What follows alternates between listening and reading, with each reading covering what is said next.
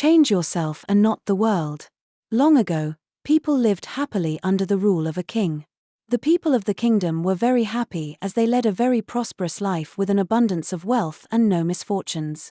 Once, the king decided to go visiting places of historical importance and pilgrim centers at distant places. He decided to travel by foot to interact with his people. People of distant places were very happy to have a conversation with their king. They were proud that their king had a kind heart.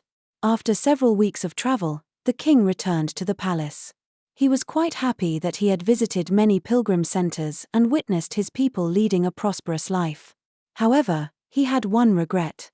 He had intolerable pain in his feet as it was his first trip by foot covering a long distance. He complained to his ministers that the roads weren't comfortable and that they were very stony. He could not tolerate the pain. He said that he was very much worried about the people who had to walk along those roads as it would be painful for them too. Considering all this, he ordered his servants to cover the roads in the whole country with leather so that the people of his kingdom can walk comfortably.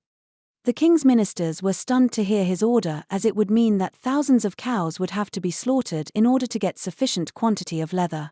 And it would cost a huge amount of money also. Finally, a wise man from the ministry came to the king and said that he had another idea. The king asked what the alternative was. The minister said, instead of covering the roads with leather, why don't you just have a piece of leather cut in appropriate shape to cover your feet? The king was very much surprised by his suggestion and applauded the wisdom of the minister.